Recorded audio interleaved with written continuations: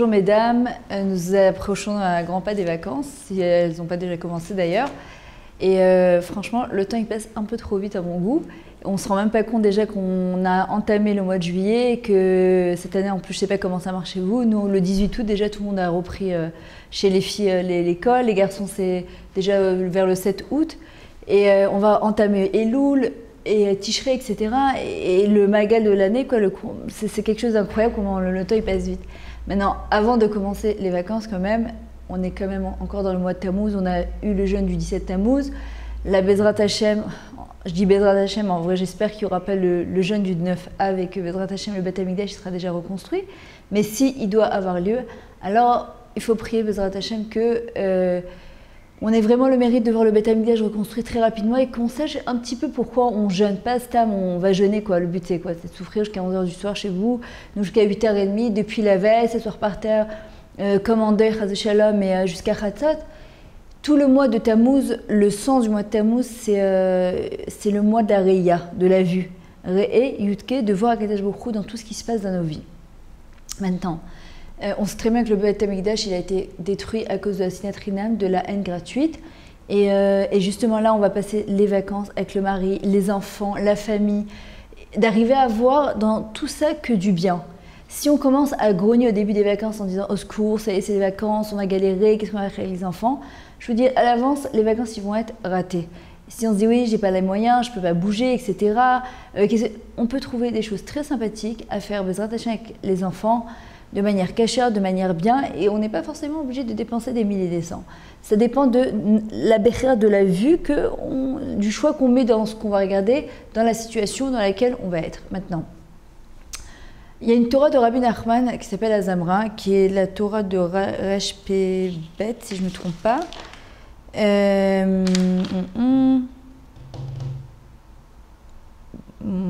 Resh Pebet, exactement. Et il y a un passage qui dit On me'ad ven rachat tistakel mimkomo veneno mimkomo. Regarde encore un petit peu et il y a plus de rachat. Si tu te concentres sur l'endroit où il était, il n'y est plus. Ça veut dire quoi? Notre rôle à nous, en tant que Yehudi, en tant que Juifs, Akadosh Baruch Hu, il nous montre des situations, il nous montre des visions, il nous montre des choses, parfois qui nous dérangent. Et en vrai, notre rôle à nous, c'est qu'il nous dit, voilà, moi je te dévoile un secret, je voudrais que de ce secret-là, tu sortes quelque chose de bien. Mais Atov, mais Garer Sharabe Rocher, un petit peu de bien oppose beaucoup d'obscurité. Dans la Torah d'Azamra du Rabbi Nachman, il explique que le rôle d'un Juif, c'est d'essayer de trouver le bien qu'il y a dans chaque situation. Et c'est quelque chose de pas évident, de pas facile, c'est un travail. C'est un travail de la pensée, de la parole, de l'action. Mais c'est tout notre rôle sur Terre, c'est l'active, la chaîne de faire du bien à l'autre. On voit par exemple, dans la paracha de Chaye Sarah, la vie de Sarah, combien elle a vécu 127 ans, et qu'on dit qu'elle les a vécues pleinement. Et ça tombe d'Afka, on appelle Chaye Sarah, la vie de Sarah, juste au moment de sa ptira, au moment de son décès. Pourquoi? Parce que c'est quoi vivre? En vrai, c'est se poser la question tous les soirs avant de monter au lit. Est-ce que j'ai vécu pleinement cette journée? C'est quoi vivre pleinement sa journée? C'est ce que j'ai fait du bien autour de moi. C'est pas faire du bien autour de soi, c'est sûr que c'est dans les hôpitaux. C'est sûr que c'est dans les synagogues. C'est sûr que c'est voir les accouchés, des gens déprimés. C'est sûr que c'est plein de choses faire du bien. Mais essentiellement aussi, c'est autour de soi. C'est-à-dire son mari, ses enfants, sa maisonnette. De voir, est-ce que Bémet, avant de dormir, se poser la question, est-ce que j'ai fait au moins 1, 2, 3 compliments à mon mari, 1, 2, 3 compliments à mes enfants, à chaque enfant. Je leur ai dit un mot gentil ou même pas. Est-ce que j'ai fait du bien à l'autre? C'est ça, vivre pleinement sa vie, entre autres. Akadosh Baruch Hu, il nous a créés pour nous faire du bien et on doit lui ressembler. Et on doit se poser la question tous les jours, est-ce que moi je fais du bien aux autres? Est-ce que j'ai passé cette journée en ayant fait du chesed autour de soi maintenant? Évidemment que oui, quand on s'occupe de son mari et de ses enfants, quand on fait sa maison, quand on s'occupe du linge, quand on fait des cours, quand on fait Shabbat, etc. Ça s'appelle faire du bien. Simplement, il faut ce qu'on appelle les tsaref otal à marshava. C'est-à-dire que lier ça à la pensée que, pas stam, je fais l'action, mais je me dis, quand je fais à manger, je suis en train de faire du chesed à mon mari et mes enfants. Quand je lave le linge, je fais du chesed à mon mari et mes enfants. Donc la même action que je vais faire, elle prend une autre dimension. Maintenant, on voit aussi dans cette période-là qu'il faut faire très très attention à la haine gratuite, aux mots qu'on dit. Et on voit par exemple que dans la paracha Vaïgash, quand il y a la rencontre entre Yehuda Yosef, Binyamin et ses frères, et qu'il réalise que c'est Yosef Hatzadik qui est devenu le roi d'Égypte, il tremble de peur. Et une des choses qui les secoue énormément, c'est de se dire à quel niveau spirituel il est arrivé en étant resté en Égypte. Donc ils se disent, si il était resté aux côtés de Yaakov, notre père, et à côté de Yitzhak, notre grand-père, ça serait certainement devenu un gadol olam, un grand, un grand.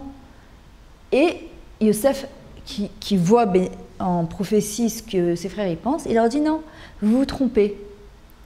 Vous vous trompez parce que Dafka, justement parce que j'étais en Égypte, je suis devenue ce que je suis devenue. Et c'est pas forcément en étant restée avec Yaakov mon père et Yitzhak mon grand-père que je serais devenue ce que je suis devenue aujourd'hui. J'avais un rôle à faire en Égypte. Et très souvent, on voit parfois des femmes juives qui se marient avec des goïms, des juifs qui se marient avec des goyotes, des enfants qui sortent de manière, pas de relation interdite, ras shalom, ou d'un viol, ou que Dieu nous en préserve, de jeunes gens qui ne pensaient pas qu'ils allaient... On ne comprend pas.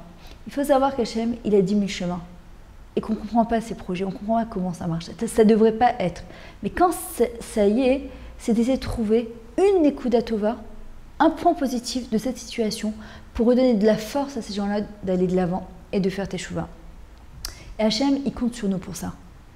Il nous dit, si je t'ai montré à toi cette situation, parce que toi, tu as la force de regarder le positif dans cette situation, et grâce à toi, cette personne-là va faire tes choix. Quand tu viens, tu dis oui, c'est quoi ces gens-là? Ils ne sont pas éduqués, et ils sont mechalel Shabbat, et ils font plein d'avérotes, ils ne sont pas tzniout, et tu arrives en Israël, et tu vois les jeunes gens comment ils se baladent à l'appel, etc. En fait, arriver à comprendre que toi, tu as la force, si tu as vu cette chose-là, de trouver quelque chose de très positif dans ça. Et c'est notre rôle en tant que juif. Comme il dit le Ramchal, Ma chovat Adam beolamo. Quelle est l'obligation de l'homme dans son monde, mais du fait qu'on comporte tout le monde entier, c'est de comprendre que, avant de monter au lit, de se poser la question, est-ce que j'ai fait du bien autour de moi? Est-ce que j'ai dit un mot gentil à quelqu'un aujourd'hui? Est-ce que j'ai fait un compliment à quelqu'un aujourd'hui? C'est une petite blague, en passant. Il y avait un petit couple qui se promenait sur la plage, puis il y a un ange qui vient et qui leur dit, voilà, vous avez le droit de demander une seule chose. Mais une seule chose. La femme, elle demande d'aller pendant 1 ou 2 mois à l'hôtel, dans les plus beaux hôtels, les suites, la grande classe, les meilleurs repas, enfin, tout ce qu'il y a de plus beau. Et l'ange lui dit, pas de problème. Il dit à son mari, et toi, qu'est-ce que tu fais? Il dit, moi, j'aimerais me marier avec une femme, je le prends pas mal, mais que ma femme, elle ait 20 ans de moins, un peu plus jeune, un peu. L'ange, il vient, il lui touche sur le front du mari, et au lieu de 50 ans, il a 70 ans. Il lui dit maintenant tu es marié avec une femme qui est beaucoup plus jeune que toi. D'accord? Très souvent, ce qu'on voudrait, on voudrait des choses pour nous et par rapport à l'autre, mais voilà, c'est pas toujours forcément comme ça.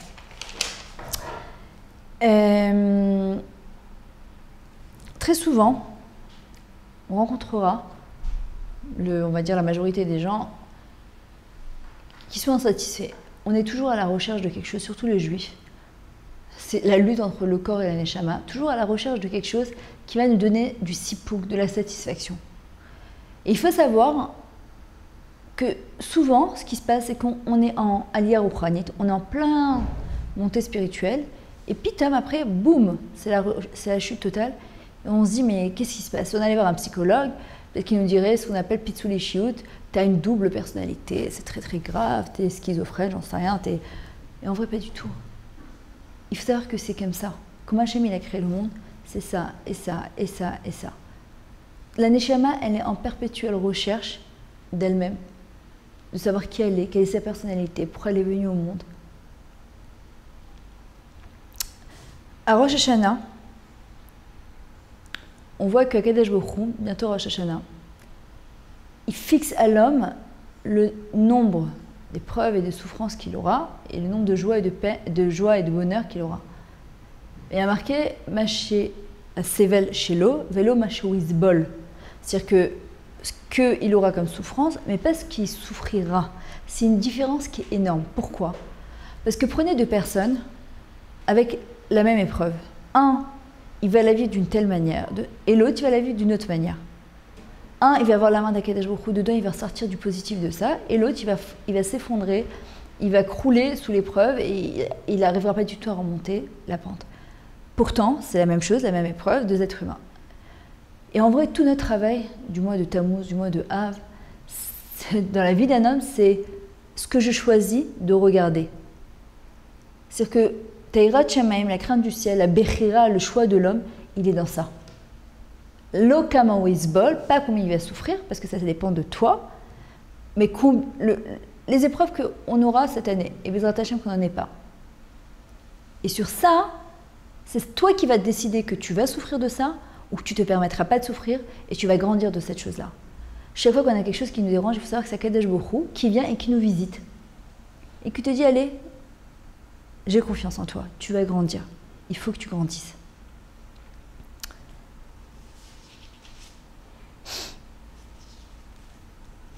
Il faut savoir que toute la vie, chaque chose qu'on voit dans la vie, ce qu'on appelle c'est un focus. C'est se focaliser sur quelque chose. Faire un zoom d'une situation. Moi, je me souviens, il y a quelques années, j'avais fait encadrer un cadre. Et quand j'ai reçu le cadre, en bas, il était un petit peu fêlé. J'arrivais plus à voir la photo, je regardais que ce qui était fêlé. Et ça me dérangeait terriblement. Moi, il m'a dit, bon, ça te dérange tellement, dis-lui qu'elle te rechange le bas du cadre, c'est tout. Et j'ai décidé que non. Je me suis dit non, parce que c'est trop facile. Surtout en Eretz Israël, Baruch Hashem, il faut savoir qu'il n'y a pas de perfection dans tout ce qui est matériel. Autant en France, on avait service après-vente. En Israël, il n'y a pas. Pourquoi? Tant que le Beth Amikdash, le troisième, n'est pas reconstruit, il ne peut pas avoir de perfection. Et il faut accepter cette chose-là maintenant. J'aurais pu changer en vrai. Mais j'ai décidé que non, parce que c'était un truc qui était tout petit. Et je me suis dit, c'est un travail que tu vas faire. C'est-à-dire que dans tout le cas, tu as décidé de mettre tes yeux juste où c'est un petit peu fêlé. Ça devait presque pas, c'était du bois un peu comme ça, c'était le style aussi du bois. Et j'ai décidé que chaque fois que je remettais les yeux en bas, je les remontais et je me disais, Baruch Hashem, qu'est-ce qu'il est beau ce grade. Et parce que vraiment, qu'est-ce qu'elle est belle cette photo, jusqu'aujourd'hui, je ne le regarde même plus. Et en vrai, toute la vie, c'est un focus, c'est sur toi, sur quoi tu décides de poser les yeux. Dans la même situation, tu peux voir ce qu'il y a de beau ou tu peux voir ce qu'il y a de pire. Et de ce pire-là, on fait encore un truc encore plus pire.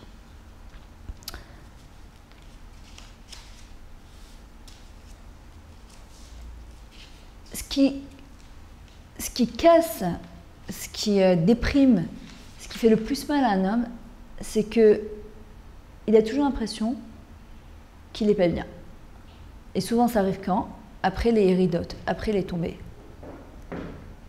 Il y a un certain docteur Richard Levoy qui a constitué tout un documentaire sur ce qu'on appelle la simonyme, les jetons.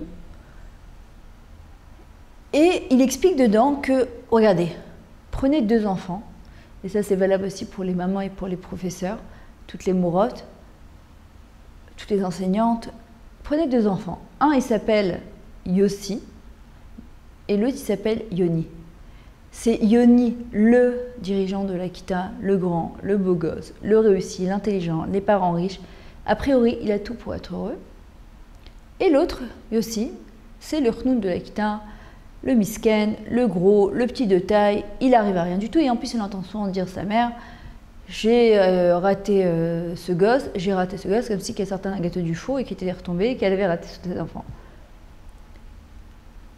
Yoni, qui est très bien, il a plein de jetons dans sa partie, plein. Et chaque fois qu'il y a un truc en plus de bien, ben c'est encore un amoncellement de jetons, encore un jeton, c'est le jackpot. Et Yossi, par contre, il a très très peu de jetons. Il suffit en plus qu'on vienne et qu'on lui dise « t'es pas bien », hop, il en a encore enlevé un de sa harema, de son amoncellement, il ne lui reste pas grand-chose.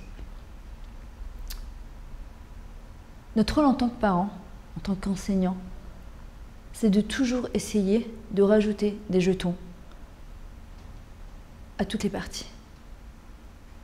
On croit que, par exemple, un enfant qui aurait renversé un verre de lait alors qu'on vient de finir un serpillière, on lui dit « mais t'es bête !»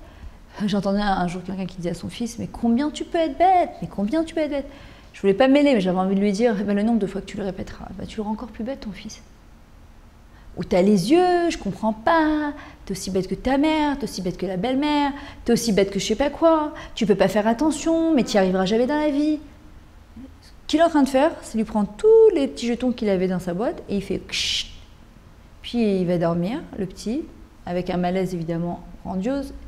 Et le père qui va au lit avec un malaise aussi, qui se dit peut-être quand même que j'ai un petit peu exagéré, peut-être que j'aurais pas dû lui parler de cette manière-là.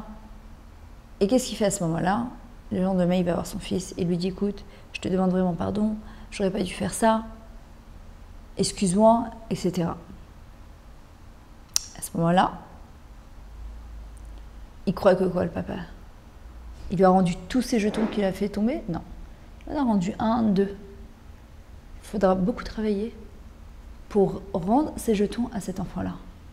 Maintenant, si on disait à Yoni de jouer contre Yossi, une partie comme on joue dans les casinos, il y a deux solutions.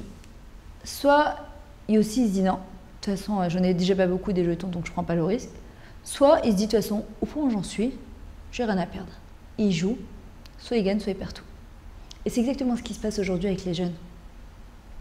Quand un jeune, ou une jeunette, je sais pas comment on dit, d'accord, elle n'a pas assez d'assurance, alors on fait une avéra par ici, on fait une faute par là, on fait quelque chose de pas bien, parfois ils sont attrapés par les flics, parfois ils sont attrapés par je sais pas quoi. Et ils se disent de toute façon au point où on en est, mes parents m'aiment pas, la société m'aime pas, j'arrive pas à me retrouver, donc j'ai plus rien à perdre. Jusqu'à que, Shalom, c'est la chute totale. Il faut faire attention à ça.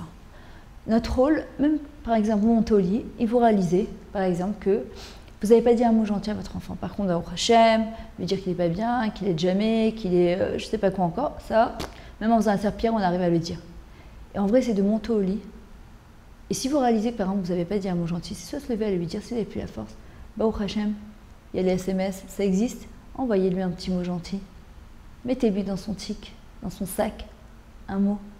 T'es extraordinaire, je t'aime mon fils. Il y a un nouveau livre qui vient de sortir du Ramatatiaou Salmon, je crois. C'était le Rosh Shiva du Likoud. Ça s'appelle Un cœur plein d'amour. Je vous le conseille vivement. C'est un livre, pas comme d'habitude sur l'éducation. Il est extraordinaire. Je suis en train de le lire. Je ne sais pas comment vous dire. D'abord, ça nous déculpabilise énormément en tant que parents. Et ça remet les choses à leur place. Et ça nous fait comprendre que Hanor Lanar, la fille que chaque enfant doit l'éduquer à sa manière. Maintenant, je vous dis pour les enfants, ça peut être aussi pour son mari. Je vois par exemple avec les couples très souvent, le mari, il est chaquette complètement, il est silencieux, il ne parle plus. Et quand tu lui poses la question, de toute façon, tout ce que je fais, elle est toujours en train de dire que c'est pas bien. Quand je fais les courses, ils m'ont toujours un truc. Que je l'aide, ça suffit jamais. Que le mari, il est devenu complètement silencieux. Et il se recroqueville sur l'un et dit, ouais, j'ai pas un homme à la maison. Mais tard, c'est toi qui fais de ton mari un homme ou que tu fais de lui une serpillière. Posez la question avant de dormir le soir. Est-ce que j'ai fait un compliment, un mot gentil à mon mari? Le Rav Volbe, il dit, un bon couple, c'est au moins minimum 3 compliments par jour. C'est rien en vrai. 3 mots gentils, c'est rien. Maintenant, pour revenir au Mechila que le père il va demander à son fils, on voit par exemple avec Yosef et ses frères quand ils se sont rencontrés, et que Yosef leur a bien dit par allusion qu'il est pardonné.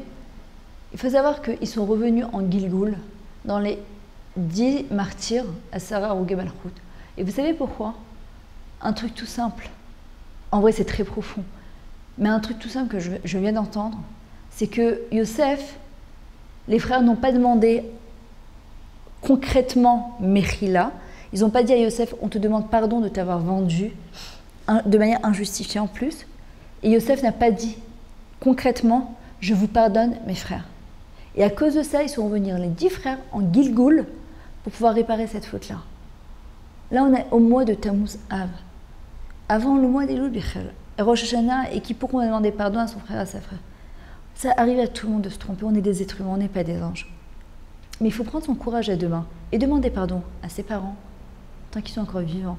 Et même quand ils sont morts, on peut aller sur leur tombe et demander Bechila. À son mari, à ses enfants, on a le droit de demander pardon à ses enfants, on doit demander pardon à ses enfants. D'ailleurs, à Yom Kippour, c'est une halakha, c'est qu'on doit demander pardon à un enfant, surtout après la bar mitzvah et la bat mitzvah. Il n'y a pas de « oui, mais c'est mon enfant, je peux lui demander pardon ». Pas du tout, tu dois demander pardon, tu lui as fait des choses pas bien, ça arrive de se tromper, mais tu dois demander Mechila quand même. Comment tu veux l'apprendre après la force du Mechila si toi-même tu ne demandes pas pardon?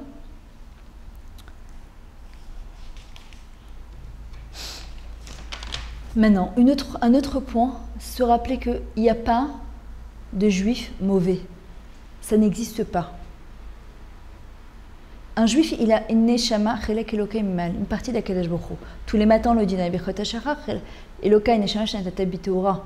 Elokai, Hachem, mon Dieu, la neshama que tu m'as donnée, que tu m'as rendue ce matin, elle est Torah. Chaque juif, il le dit.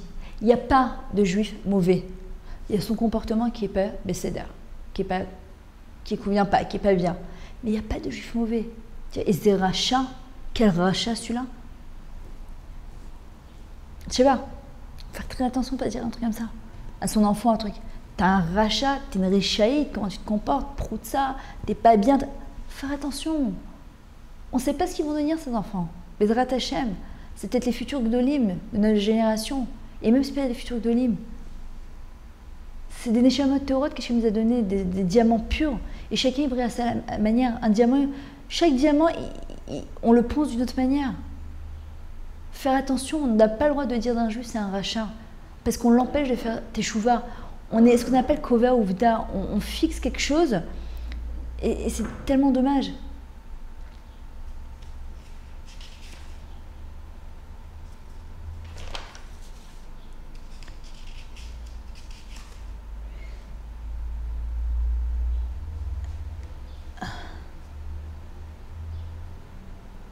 Rabbi Nachman, il nous dit que l'essentiel de l'homme sur terre, c'est d'arriver à la simcha, la joie interne, et la hitratchut, au renouveau. Le renouveau, il arrive aussi par la simcha. Il amène de la simcha. Maintenant, le renouveau, c'est pas forcément dehors, d'aller s'acheter des habits et de prendre des vacances tout le temps et d'aller manger au restaurant, parce que ça reste très temporaire. C'est une hitratchut, c'est d'apprendre à voir son conjoint, ses enfants, comme pour la première fois. Maintenant, quand vous voyez le mot simcha, il est composé des lettres sin, mem, chet, he. Sin, mem, c'est sham, comme Mashiach, c'est sham. Rabbi Shimon, c'est sham. Shamaim, on entend le mot sham aussi, c'est quoi? C'est quand on a les pieds dans la boue, d'être capable de voir mi ever au-dessus de ça, sham là-bas. C'est que Hachem, ou Matzmiach Yeshua, il fait sortir la Yeshua, il la fera venir la Yeshua. Chet de Simcha. Dans la Torah, on sait très bien que le nombre 8, c'est toujours au-dessus du naturel, c'est le surnaturel, et c'est Akadosh Baruch Hu. Pour arriver à la Simcha, pour redonner de la Simcha aux gens, c'est d'arriver à leur montrer que, mais vers, au-delà de ce qu'ils vivent actuellement, il y a une Yeshua, il va y avoir une délivrance, il va y avoir quelque chose. Il y a Elohim, Akadosh Baruch Hu qui est là.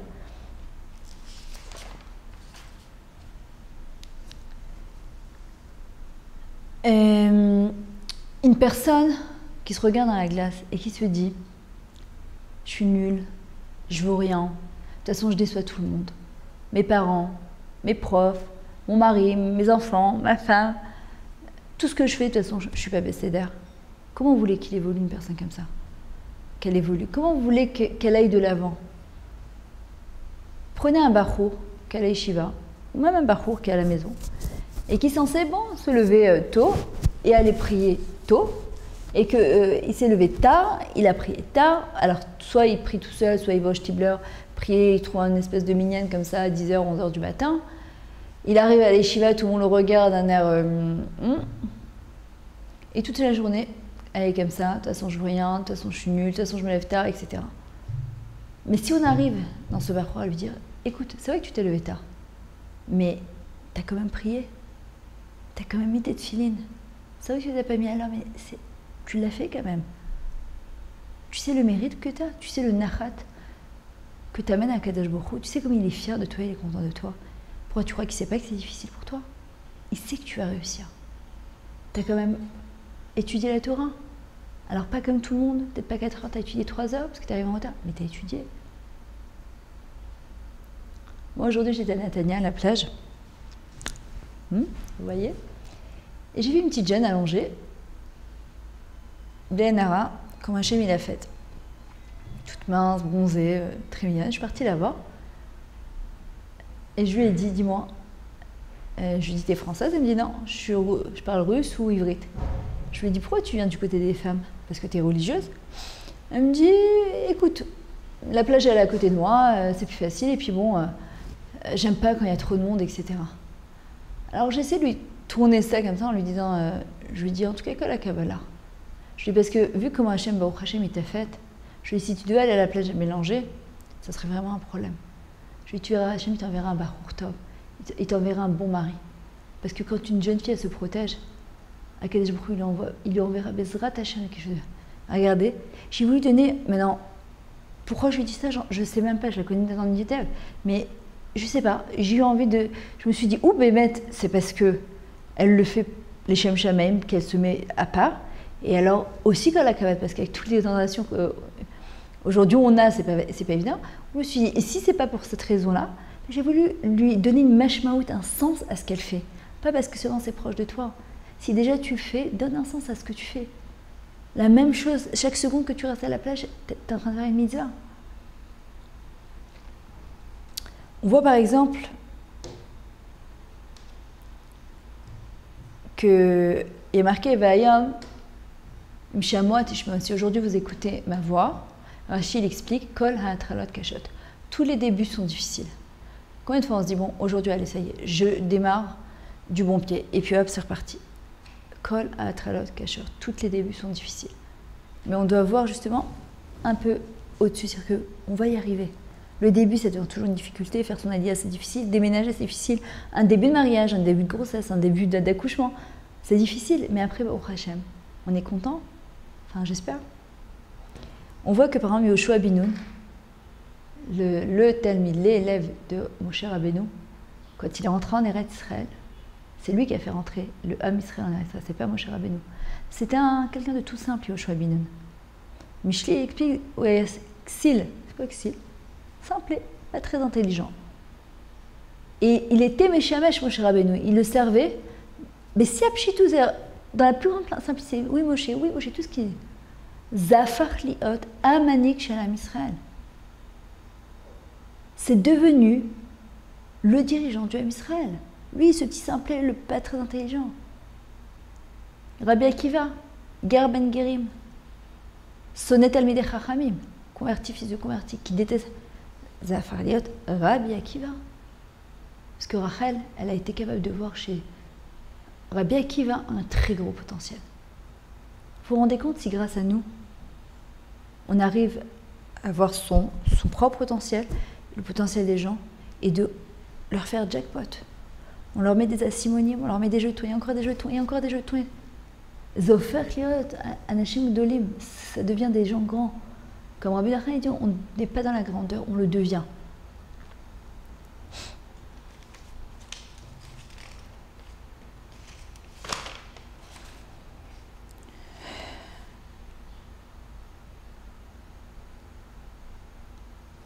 Il y a l'histoire d'un petit garçon qui s'appelait Baruch Shama, c'est devenu un grand rave, un gadol ador, qu'on surnommait Baruch Shama. Pourquoi? Il avait perdu que Dieu en préserve ses parents, à l'âge de 8 ans, il s'est retrouvé orphelin. Et la seule chose qu'il savait faire, et qu'il n'avait jamais rien appris, c'est Baruch Shama, Baruch Omer. C'était la seule fille-là qu'il connaissait. C'est devenu un des plus grands gadol ador. Parce que d'un point positif, il est monté très haut. Combien de fois parfois il y a des gens qui disent écoute, regarde la famille que j'ai eue, j'ai pas grandi à la Torah. C'est pas grave. Accroche-toi à quelque chose de positif, à une mitzvah que tu chéris, que tu fais. Tu verras comment tu peux devenir quelqu'un de très très grand. Une autre nekuda, un autre point, c'est que Kol Yom Hashem Mechadesh Betuvo Maaseh Bereshit. Tous les jours, dans sa grande bonté, Akadosh Baruch Hu renouvelle la création du monde, donc toi avec. Donc quand tu as l'impression que tu n'as pas de bitachon, tu n'as pas de confiance en toi, que tu vaux rien, que de toute façon tout ce que tu essaies, ça ne réussit pas, aie confiance. Un jour, les portes elles s'ouvriront. Tous les jours, Akadosh Baruch Hu, il renouvelle la création du monde. Il nous donne des nouveaux kelim pour le servir, des nouveaux moyens de le servir. Un jour, tu verras tous les efforts que tu as faits. Ça paye. Ça paye, ça payera.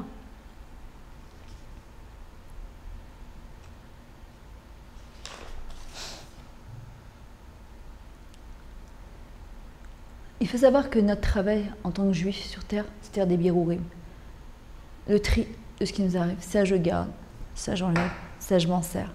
Ça, je me sers pour ne pas faire mes erreurs. Ça, je m'en sers parce que je veux devenir comme ça. Le mot birour, c'est du mot barour, éclaircir. C'est notre rôle sur Terre aussi. Faire des birourim. Pourquoi je me suis trompée dans ça? Comment je vais faire pour arriver à ça?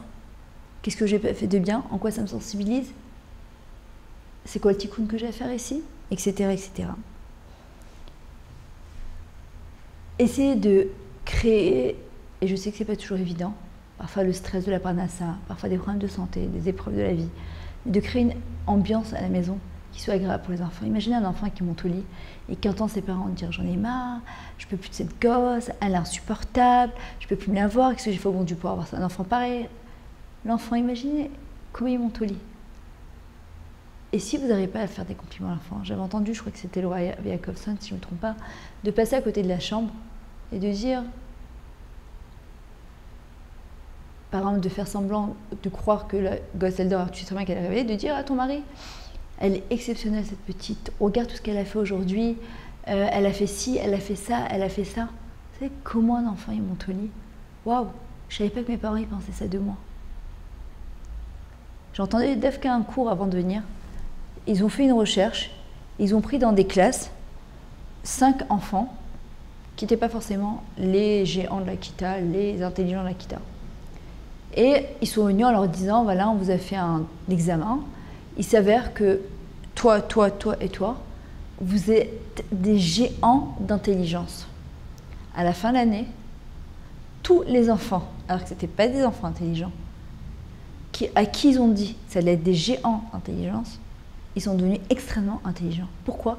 Parce qu'on leur a switché quelque chose dans la tête. On leur a donné un immune, une confiance en eux que ça allait devenir quelque chose, quelqu'un. Alors, encore une fois, il faut apprendre aussi à mettre son ego de côté.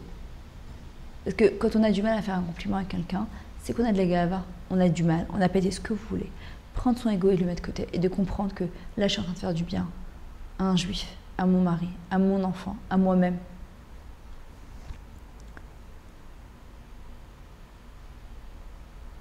Avoir toujours des grandes aspirations, mais faire des petits changements. Une marche par une marche. Non, on ne sait pas les répercussions que ça a au niveau spirituel. Quand un juif fait un maasé, ne serait-ce que même de penser positive, de se dire qu'est-ce que j'aimerais arriver à ça. Ça, Akadosh Baruch Hu, il a créé un ange et il le fait comme si tu as déjà appliqué cette chose-là. Quand ça vient, c'est quelque chose qui vient même du plus profond de tes entrailles, ton cœur, de dire j'aimerais tellement arriver à ça. Pour terminer, arriver à comprendre que Akadosh Baruch Hu, tout ce qu'il nous envoie, si on comprend, il faut prier pour ça, d'intégrer que la réalité qu'Hachem m'a donnée, c'est ce qu'il y a de mieux pour moi. Maintenant, est-ce qu'il y a des changements à faire? Ça, il n'y a que vous qui pouvez le savoir. C'est faire des doutes, c'est parler avec Hachem, c'est de comprendre, d'éclaircir les choses. Mais par exemple, prenez un homme ou une femme qui dit « je ne supporte plus ma femme, je ne supporte plus mon mari, c'est un poids que je porte ». Alors Rafinker, il dit « c'est comme maintenant si tu mangeais ta dauphin rocaine, comment on est à la fin? Ça tombe sur l'estomac, on n'en peut plus, on a l'impression que vous avez rajouté 10 kilos sur le ventre. Mais si tu as pris 10 kilos avec les années, ça fait partie intégrante de toi, même si ça te dérange, mais ça va quoi, c'est pas... La vie c'est pareil. Si tu prends ta femme comme une espèce de khamine, comme du tchoulin, ou comme de la dauphin, et que tu le colles sur ton ventre, tu as l'impression de porter 10 kilos en plus qui ne sont pas les tiens. Alors que c'est ta femme, c'est ton enfant. Et si par contre, tu arrives à comprendre que c'est une partie intégrante de toi et que tu as monté avec elle, ben ça sera beaucoup plus léger.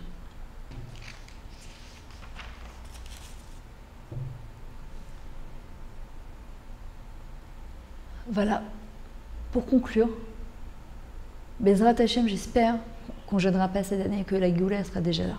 Mais si déjà on doit jeûner, de comprendre pourquoi on jeûne, que tout le but de cette période-là, ces 3 semaines-là, on n'écoute pas de musique, ou à partir de Rosh Chodesh Av, on ne mange plus de viande, il faut faire attention, la mer, la piscine, c'est une période qui est assez dangereuse et qu'il faut faire attention.